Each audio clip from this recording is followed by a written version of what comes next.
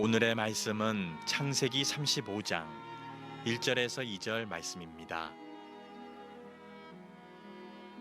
하나님이 야곱에게 이르시되 일어나 베델로 올라가서 거기 거주하며 내가 내 형 에서의 낯을 피하여 도망하던 때에 내게 나타났던 하나님께 거기서 제단을 쌓으라 하신지라. 야곱이 이에 자기 집안 사람과 자기와 함께한 모든 자에게 이르되 너희 중에 있는 이방 신상들을 버리고 자신을 정결하게 하고 너희들의 의복을 바꾸어 입으라. 아멘. 지난 시간에 야곱은 세겜에서 엄청난 위기를 만나게 됩니다. 막내딸 디나가 큰 일을 당하면서 시작된 이 위기는 결국 보복과 또 다른 보복을 낳는 분란으로 이어지면서 지금 야곱은 엄청난 위기를 당하게 됩니다. 세겜 사람들을 아들들이 가서 흥분해서 다 죽였는데 세겜 사람들은 죽였지만 그 가나안 땅의 다른 부족들이 이걸 용납할 리가 없어요. 그래서 야곱의 가족들을 몰살시키려고 가나안의 모든 부족들이 야곱의 일행을 노리고 있습니다. 아브라함으로부터 시작된 이 야곱의 가문이 야곱에 와서 사라질 위기에 처하게 된 겁니다. 여러분, 사람이 너무 기가 막히면 넋을 놓고 앉아 있다고 하지요. 마치 야곱은 다시 하란 땅으로 돌아갈 수도 없고, 그렇다고 그 무시무시한 여러 부족인 가나안 땅을 이겨낼 수도 없고, 어디 오갈 데 없는, 꼼짝없이 멸망당할 수밖에 없는, 그래서 아무것도 도무지 생각조차도 할 수 없는 지금의 현실을 넋을 놓고 앉아서 바라볼 수밖에 없었어요. 바로 이런 상황에서 오늘 본문이 시작되는 거예요. 자, 넋을 놓고 아무것도 할 수 없는 상황에 주저앉아 있을 때 어떤 기적이 일어나느냐? 오늘 1절에 보니까 하나님이 야곱에게 이르시되 일어나 베델로 올라가서 거기 거주하며 하나님께 거기서 제단을 쌓으라 하신지라. 여러분, 가장 비참하고 막막하고 정말 어느 것 하나 생각조차도 나지 않는 그 순간에 오늘 본문에 어떤 일이 일어나요? 하나님이 야곱에게 먼저 찾아오신다는 거예요. 우리가 하나님의 속성을 알아야 돼요. 하나님은 인간이 가장 약할 때, 우리가 가장 바닥에 있을 때, 아무것도 할 수 없을 때, 가장 무능하고 비참할 때 하나님의 존재가 드러나는 거예요. 지금 여러분, 야곱이 잘 될 때, 행복할 때, 뭔가 감사의 조건이 많을 때 하나님이 야곱에게 찾아오신 게 아니에요. 가장 인간적으로 비참하고 너무 기가 막히고 너무 어려워서 생각조차도 모든 게 멈춰있는 그 최악의 상황에 하나님이 먼저 찾아오셨다는 거예요. 저는 오늘 이 예배를 드리는 분 가운데, 오늘도 많은 분들의 사연 가운데 병마와 또는 가족들의 어떤 분들은 죽음과 또는 이 현실적인 경제적인 문제나 자녀들의 문제, 자신들의 진로와 사업과 형편의 문제를 놓고 너무 많은 분들이 지금 넋을 놓고 있어요. 기가 막힌 상황 앞에 아무것도 할 수 없는 분들이 오늘 너무 많아요. 저는 그런 분들에게 오늘 야곱에게 찾아오신 하나님이 여러분에게 찾아오셔서 여러분의 이름을 부르시고 여러분을 인도해 주시기를 주님의 이름으로 축원합니다. 하나님이 오셔서 뭐라고 말하느냐? 야곱아, 너 옛날 베델에서 내가 너를 만났을 때 나한테 했던 약속 기억하느냐? 이렇게 물어보셨어요. 이게 무슨 말이에요? 몇십 년 전에 야곱이 형을 피해서 도망을 치다가 베델 광야에서 노숙을 하는데 그날 하나님을 만나죠. 그냥 하나님 만나주는 게 아니라 엄청난 축복을 약속하셨어요. 그러니까 야곱이 잠에서 깨어나서 하나님 앞에 너무 감격스러우니까 약속을 하는 거예요. 뭐라고 약속하느냐? 하나님 앞에 야곱이 이렇게 약속해요. 창세기 28장 21절 22절에 보니까 평안히 아버지 집으로 돌아가게 하시오면 내가 기둥으로 세운 이 돌들이 하나님의 집이 될 것입니다. 물론 저는 이 약속이 야곱이 굉장히 의식하고 한 약속이라는 생각은 안 들어요. 꿈을 꾼 거기 때문에 너무 두렵고 떨린 상태에서 자기도 모르게 무심코 한 약속이에요. 그래서 그랬는지 야곱은 그날 하나님 앞에 자기 입으로 한 약속을 금방 잊어버렸습니다. 그런데 문제는 야곱은 잊고 있는 이 약속을 하나님은 기억하고 계신다는 거예요.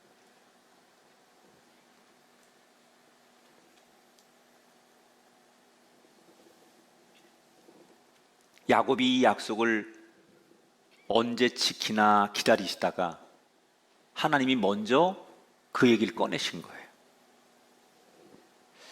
저는 이 본문을 마주 대하면서 몇 날 며칠 이 본문이 제 가슴을 계속 치고 정말 제 머리를 쭈삣쭈삣 세우는 말씀이었어요. 제가 예수를 믿고 목회를 하면서 저도 하나님 앞에 제가 제 입으로 참 많은 약속을 했어요. 하나님, 이 어려움이 극복되면 하나님 제 기도에 이렇게 응답해 주시면 저는 하나님을 위해서 이렇게 살게요. 하나님, 이 고난만 지나게 해주신다면 저 하나님 앞에 이런 사람으로 설게요.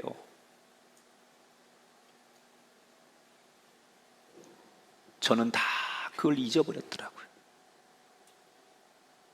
내가 필요한 것만 기억하고 나한테 불리하거나 필요치 않다고 생각하는 것은 다 잊어버리고 있더라고요. 마치 야곱에게 하셨던 하나님이 저에게 물으시는 것 같았어요. 김 목사, 너 나한테 했던 약속 기억하냐?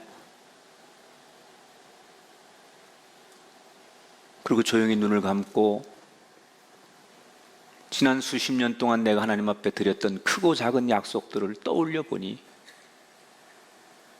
기억나는 것만으로도 전 하나님 앞에 얼굴을 들 수가 없었어요. 더 이상 망설일 이유가 없는 야곱은 온 가족들에게 명령하지요. 우리 모두 베델로 떠날 것이다. 만반의 준비를 해라. 그래서 자녀들, 종들이 다 만반의 준비를 합니다. 짐을 싸고 다 모든 걸 정리해서 이제 다 함께 모여서 야곱의 출발 신호만 기다리고 있는 거예요. 떠나면 돼요. 그런데 바로 그때 야곱이 모든 사람들을 힘들게 하는 한마디를 그 상황에서 던집니다. 2절에 보니까 너희 중에 있는 이방 신상들을 버리고, 아니 애써서 짐을 다 꾸리고 지금 출발하기 직전인데 다시 짐을 다 풀어가지고 거기에 우상들, 그런 신상들, 그런 거 다 버리고 다시 짐을 싸라는 거예요.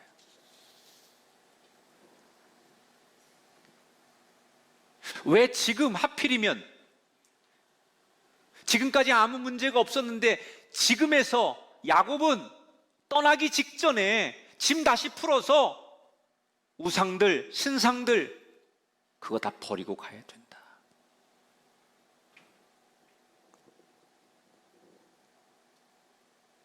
전 여기 야곱의 유명한, 굉장히 나름대로 자기 나름대로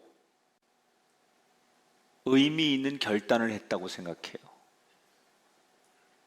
지금까지 야곱은 자기 혼자 하나님을 만났어요. 야곱 스스로는 하나님 앞에 늘 하나님을 만나고 하나님과 교통하는 인생을 살았어요. 그러나 그의 가족들에게는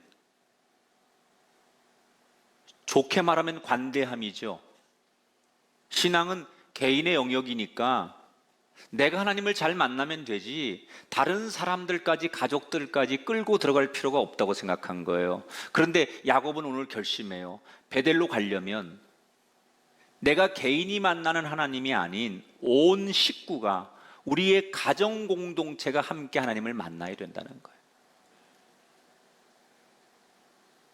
우상을 버리라는 거예요. 야곱은 자기 집에 여러 식구들이 다양한 우상을 섬기는 걸 알고 있었는데 집안의 평화를 위해서 그걸 침묵한 거예요. 우리 부모들이 되게 자녀들 신앙생활에 대해서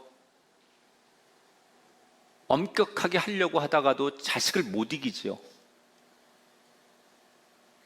뭐 교회를 안 나오거나 심지어 나는 뭐 다른 종교를 갖는다거나 내지는 조금 부모들이 우리가 봤을 때 상식적이지 않는 행동들을 할 때 그게 언젠가 되겠지라는 그런 긍정적인 생각도 하시겠지만 그냥 다투고 트러블이 일어나지 않는 것을 원하셔서 침묵하는 분들이 많아요.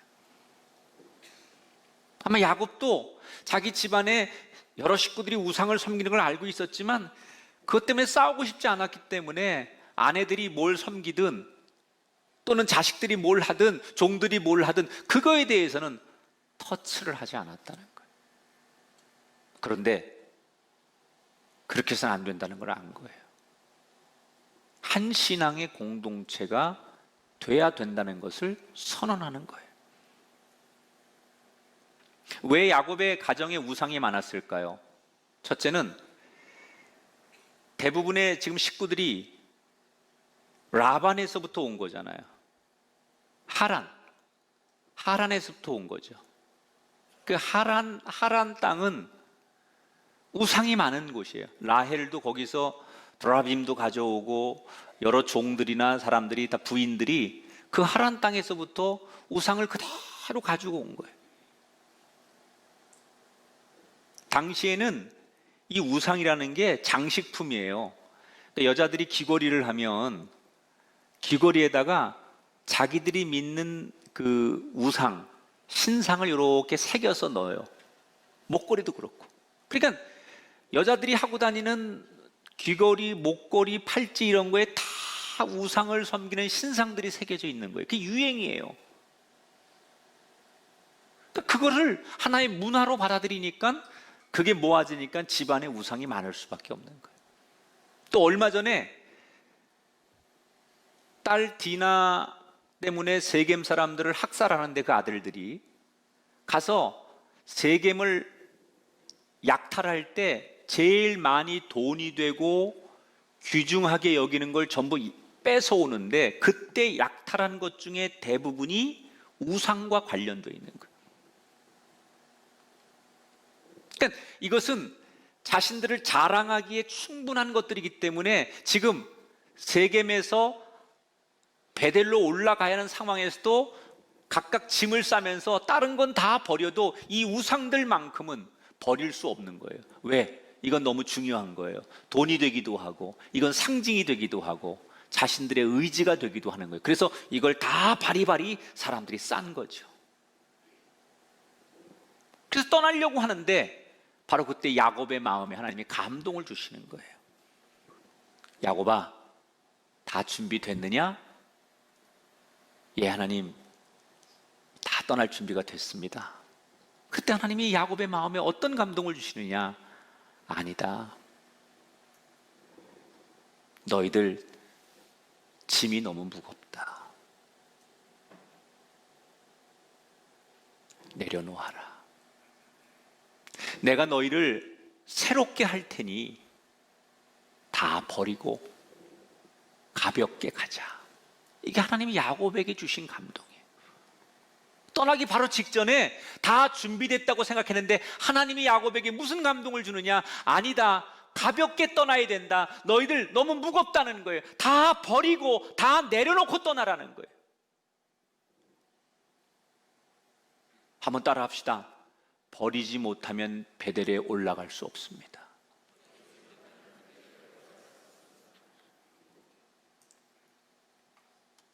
그때서 야곱이 깨달은 거예요.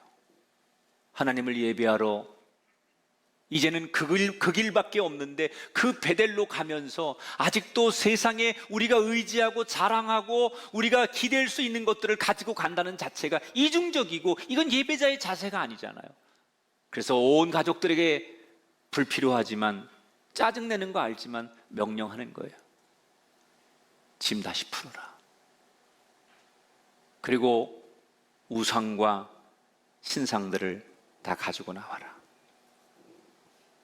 온 가족들이 투덜대며 각자 가지고 있던 우상과 장식품들을 야곱 앞에 갖다 놓자 야곱이 그것들을 모아서 지난 10년간 살던 장막 근처의 나무 밑에 그걸 다 파묻어 버려요. 그리고 비로소 세겜에서 30km 떨어진 베델로 가기 시작하는 거예요. 자, 가는 내내 야곱의 가족들은 불안했어요. 첫째, 지금 이 가나안의 부족들이 자기들을 노리고 있는 거 아니에요? 그러면 어디서 어떤 공격이 올지, 보복이 닥칠지, 또 베델에 가면 우리가 잘 살 수 있을지 확신이 안 서는 거예요. 그런데 더군다나 우상까지 다 버린 거예요. 그나마 마음의 위로가 되고 뭔가 좀 불안할 때마다 의지하고 자기들이 붙잡을 수 있는 우상까지 다 버렸어요. 이제 더 이상 의지할 게 없는 거예요.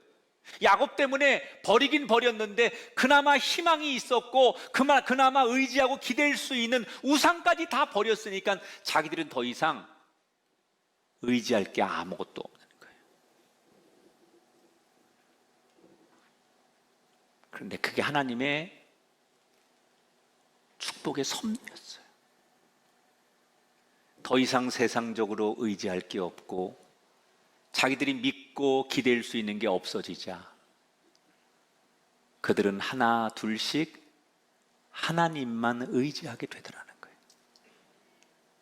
우리가 세상에 살면서 여전히 하나님을 온전히 의지하지 않는 이유 중에 하나는 아직도 내가 세상에 기댈 수 있는 게 존재하기 때문에 그런 거예요.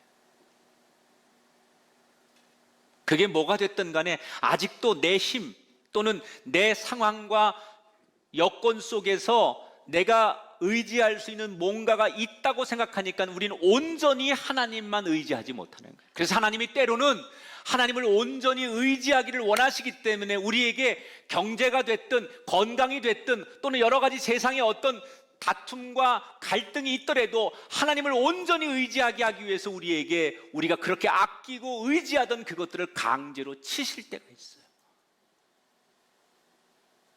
왜? 그걸 버리는 게 고통이지만 그걸 버려야 하나님을 온전히 의지하게 되거든요.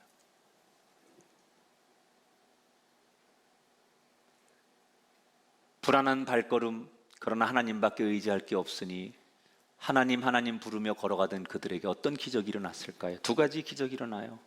우선 5절에 보니까 그들이 떠났으나 하나님이 그 사면 고울들로 크게 두려워하게 하셨으므로 야곱의 아들들을 추격하는 자가 없더라. 보복당할까 그게 제일 두려웠어요. 그런데 하나님이 그 가나안 부족들의 마음에 공포심을 몰아넣어준 거예요. 저 야곱의 가족들을 건드렸다가 어떤 일이 다 일어날지 모른다는 그 두려움을 그들이 갖게 하셨어요. 하나님이 그들을 보호해 주셨다는 거예요. 세상이 그들을 보호해 준 게 아니에요. 사람들이, 군인들이 그들을 보호해 준 게 아니에요. 하나님을 온전히 의지하니까 하나님이 그들의 보호막이 되셨어요. 세상 자랑거리를 내려놓고 하나님만 의지했더니 하나님이 방패가 되셔서 그들을 그 누구도 해치지 못하게 하셨어요. 여러분, 야곱을 위해 하나님이 친히 일하신 것처럼 나를 위해 하나님이 친히 일하시는 한 날이 되기를 축원합니다. 저는 이 본문을 묵상하면서 그래, 상황과 환경은 문제가 안 된다. 내가 의지하는 세상 것, 돈이 될 만한 것, 또는 사람들이 부러워할 만한 것, 그거 다 내려놓고 아무것도 의지할 수 없는 최악의 상황일지라도, 그런 조건일지라도 그게 문제가 아니에요. 진짜 문제는 내가 결단하고 하나님 앞에 순종하고 올바른 예배자가 되느냐, 그게 중요한 거지 다른 건 문제가 되지 않아요. 상황이 최악이기 때문에, 우리가 불경기이기 때문에, 이런 조건이기 때문에 어쩔 수 없다고 말하는 건 인간의 상투적인 얘기입니다. 그런 조건, 그런 상황, 최악의 환경, 그거 다 불필요한 겁니다. 하나님이 보호하시고 하나님이 손대시고 하나님이 역사하면 환경은, 조건은 문제가 되지 않아요. 다니엘이 사자굴에서 환경 때문에 살아난 게 아니에요. 바울이 유럽 교회를 개척하고 부흥시킨 것은 조건이나 당시의 상황이 좋아서가 아니에요. 하나님이 개입하시고 하나님이 그를 인정해 줄 때 상황은, 우리의 삶의 자리는 문제가 되지 않는다. 두 번째, 하나님만 온전히 의지했더니 어떤 기적이 일어나요? 35장 11절 13절 하나님이 그에게 이르시되 나는 전능한 하나님이라 생육하며 번성하라. 내가 아브라함과 이삭에게 준 땅을 내게 주리라 하시고 그를 떠나 올라가시는지라. 베들에 도착해서 하나님 앞에 감사 예배를 드디어 드렸어요. 그때 하나님께서 다시 나타나셔서 야곱에게 내가 이 땅을 너에게 줄 것이다. 너의 후손을 번영시킬 것이다. 저는 여기서 우리가, 여러분, 하나님을 몰라서 잘 못 믿는 거예요. 여러분, 하나님이 어떤 분이 잘 몰라요. 여러분은 하나님 평생을 수십 년 부르면서도 하나님이 도대체 어떤 분인지 모르기 때문에 여러분 하나님을 잘 못 믿는 거예요. 보세요. 하나님의 속성은 어떤 거냐? 지금 야곱이 베델에 예배하러 왔어요. 그랬더니 너 그동안 왜 그랬어? 하나하나 죄를 묻고 지나간 허물을 따지고 그러지 않아요. 그냥 첫사랑을 회복하려고 예배의 자리에 진정한 예배자로 나온 것만으로도, 다시 돌아온 것만으로도 하나님은 그 자체로 복을 주시는 분이에요. 이게 하나님의 속성이에요. 탕자가 아버지의 재산을 축내고 세상에서 타락하고 돌아오지만 돌아오는 그 자체가 그냥 축복인 거예요. 너무 하나님 앞에 뭘 잘하려고 하지 말아요. 인간적인 행위를 통해서, 뭔가 과정을 통해서 하나님 앞에 보상시켜 드리려고 하지 말아요. 그냥 여러분이 진정한 예배자가 되고 진정한 첫사랑을 회복하려고 하는 여러분의 그 영혼의 간절함만 있다면 하나님은 그 자체로 여러분을 축복하십니다. 이렇게 베델에서 극적으로 다시 하나님을 만난 야곱은 하나님이 처음에 명령하신 대로, 아버지가 아직 이삭이 살고 있었거든요. 그래서 이삭이 살고 있는 아버지 집으로 떠납니다. 자, 여기서 우리는 이제 한번 여러분의 상식적인 걸 물어볼게요. 갈 바를 몰라 하던 야곱이, 가장 위기에 처한 야곱이 이제 하나님을 만났어요. 그리고 다시 야곱은 하나님 앞에 돌아왔어요. 소위 은혜를 받은 거잖아요. 그러면 그때부터 야곱의 인생은 불행이 끝나야 되고 행복이 시작돼야 되는 게 우리가 알고 있는 신앙의 상식이에요. 그렇죠? 야곱이 회개하고 하나님 앞에 돌아왔어요. 그리고 하나님은 야곱을 축복했다고 약속했어요. 모든 게 다시 정상화됐어요. 그러면 불행했던 야곱의 인생은 이제 불행은 끝나야 되는 거고, 여기서부터 야곱은 행복이 시작돼야 되는 게 우리가 알고 있는 신앙의 상식이에요. 그런데 오늘 성경은 그렇게 기록되어 있지 않아요. 하나님을 그가 만난 뒤에 그의 삶은 여전히 불행의 연속됨이 시작돼요. 내가 성경을 기록하는 사람이라면 야곱이 축복받은 이야기, 야곱이 행복한 이야기, 야곱이 승승장구하는 이야기, 이런 얘기만 쓰면 너무 좋을 텐데, 내 상식에, 목사인 믿음에도 그게 맞는 것 같은데 성경은 안타깝게도 하나님을 만나고 하나님 앞에 돌아온 야곱의 인생이 현실은 하나도 달라지지 않아요. 여전히 불행에, 고통에, 아픔에 사건이 연속적으로 일어나는 걸 성경이 기록해놨어요.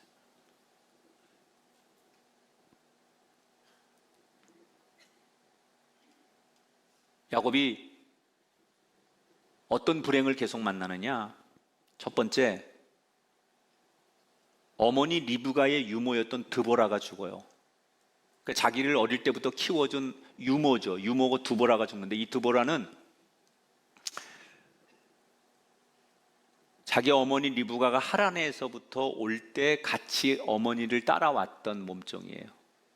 그리고 야곱 쌍둥이가 태어났을 때부터 그 아기를 받아서 어릴 때부터 먹였던 정말 엄마 같은, 그러니까 할머니 같은 유모죠. 근데 언제 만나는지 성경에 안 나오는데, 아마 엄마 리브가가 고향에서 죽었을 때 그 어머니가 가장 보고 싶었던 아들 야곱을 그리워하니까 어머니의 죽음을 알려주기 위해서 야곱에게 왔다가 야곱과 함께 살면서 그냥 할머니 같은 그런 존재예요. 얼마나 야곱이 이 드보라가 귀중했는지 성경에 보면 이 할머니 같은 유모 드보라가 죽었을 때 통곡하며 웁니다. 그래서 그의 시신을 상수리 나무 밑에 묻어서 거기를 통곡의 상수리 나무라고 불러요. 신분적으로 보면 이 드보라는 몸종이에요. 드보라는 이방 여자예요. 그런데 그의 신분이 중요한 게 아니에요. 그가 어떤 삶을 살았는지 그의 죽음이 말해주는 거예요. 얼마나 고귀한 인생을 살았는가. 그래서 야곱이 얼마나 통곡하며 우는지. 아마 엄마의 빈자리를 그렇게 보여주던 상징과 같은, 엄마와 같은 그 역할을 해줬던 드보라가 떠난 거에 대해서 너무너무 큰 충격을 받아요. 두 번째, 어떤 불행이 오느냐? 이 야곱의 큰아들 장자가 루벤인데, 이 루벤이 라헬의 여종이자 루벤의 이복 어머니인 빌하와 근친 상간을 해요. 완전히 이거는 정말 갈 때까지 가는 거죠. 아버지 부인하고 동침을 했다는 거예요. 이 사건이 여기서 일어나요. 베델에 올라가서 하나님을 만난 뒤에 이런 엄청난 일들이 가정 안에 일어나요. 그리고 아버지 이삭이 살고 있는 헤브론으로 돌아가서 한 10년 정도 아버지랑 같이 살다가 이삭이 죽어요. 그러니까 힘든 일이 야곱에게 계속 일어나는 거예요. 그런데 가장 힘든 일이 뭐냐? 베델에서 떠나서 갈 즈음에, 하나님을 만나고 갈 즈음에 자기가 제일 사랑하는, 평생 의지했던 자기의 연인, 부인 라헬이 죽습니다. 어떻게 죽느냐? 이 라헬이 가나안 땅에 와가지고 드디어 둘째 아이를 임신합니다. 그런데 노산이니까 아이를 어렵게 임신해서 이 아이를 낳다가 아이가 태어나면서 산모는 죽는 거예요. 라헬이 여기서 죽습니다. 이 라헬이 죽으면서 아기가 어렵게 막 산고를 통해서 태어났는데 노산으로 아기가 응애 울면서 자기는 죽는 거예요. 직감적으로. 그러면서 그 아기를 보면서 한마디를 남기죠. 아기 이름을 뭐라고 부르냐? 베노니라고 불러요. 베노니. 베노니라는 말은 우리말로 해석하면 슬픔의 아들이요, 그런 뜻이. 네가 태어나면서 내가 죽고 너를 태어나게 함으로 내가 고통스러웠기에 너는 슬픔의 아들이로다. 이렇게 이름을 베논이라고 부르고 죽어요. 라헬이. 한쪽 팔이 떨어지는 것 같은 고통을 느끼는 거예요, 야곱이. 라헬이 죽는 걸 상상을 하지 못했다가 라헬이 여기서 죽고 이 야곱은 엄청난 충격을 받아요.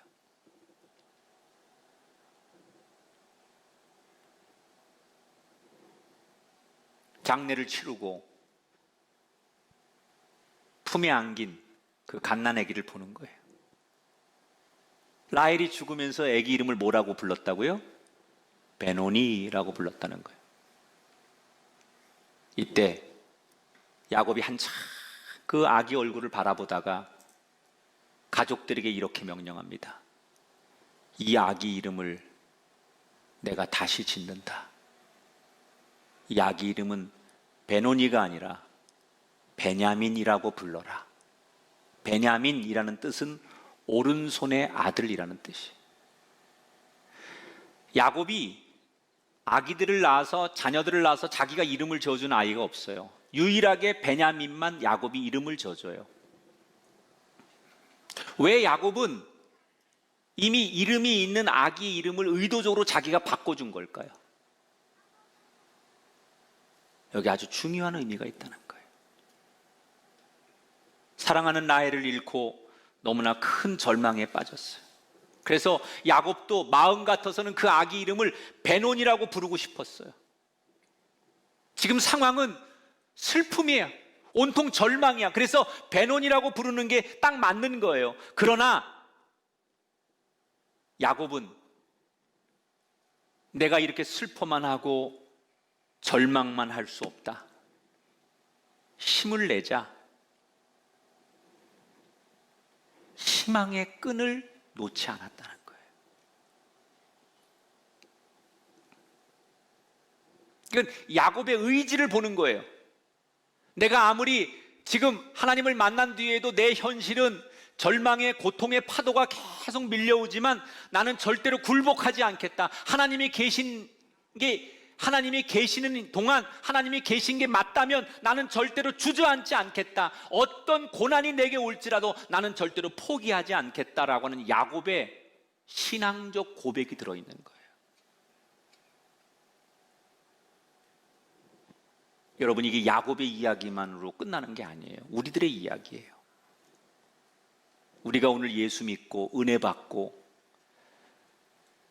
이제 하나님 앞에 온전히 살아보겠다고 이렇게 나와 앉아 있고 신앙생활 잘 하려고 하는데 우리의 삶은 여전히 현실이 그대로인 사람들. 아니, 은혜 받기 전에 하나님 앞에 내가 돌아서기 전보다 더 시련과 고통과 불행이 많아서 예수를 믿어도 아무것도 나아진 게 아니라 오히려 더 고통스러워서 오늘도 상처받고 눈물을 흘리는 우리 성도들의 모습, 여러분의 모습 아닙니까?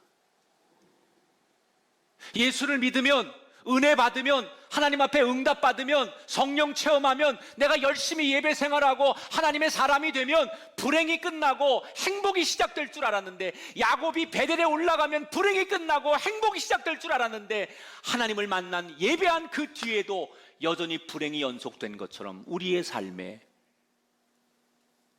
교회를 아무리 열심히 다니고 하나님을 불러도 내 가정, 내 인생의 고통과 불행은 여전한 사람들이 얼마나 많아요. 그런데 야곱이 우리와 달랐던 게 하나 있어요. 희망의 끈을 붙잡았다는 거예요.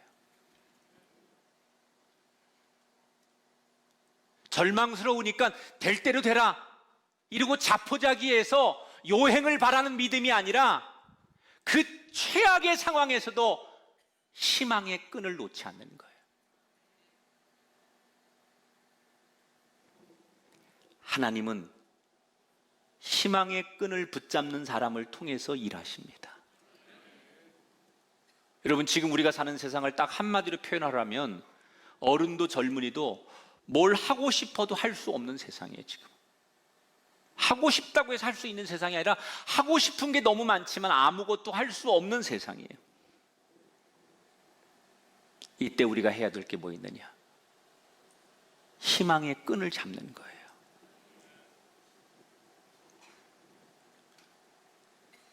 여러분, 다윗이 어떻게 골리앗과 맞설 수 있었습니까? 다니엘이 어떻게 사자굴을 이겨낼 수 있었습니까? 하나님이 함께 하시면 이길 수 있다. 이 희망이 있었기 때문입니다.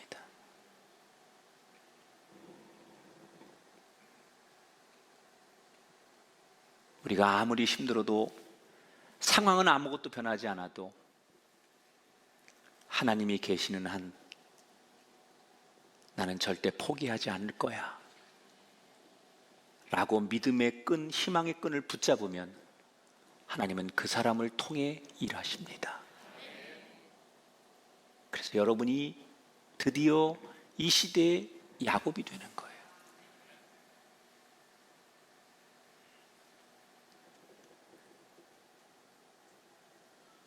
길이 막혔다고 주저앉으면 안 돼요. 뭐라도 해봐야죠. 삽질이라도 해야죠. 그러나 생각 없이 삽질하는 사람이 아니라 영혼의 삽을 들고 하나님이 주신 말씀과 정해진 길을 택할 수 있는 영혼의 삽질을 하는 사람이 돼야 돼요.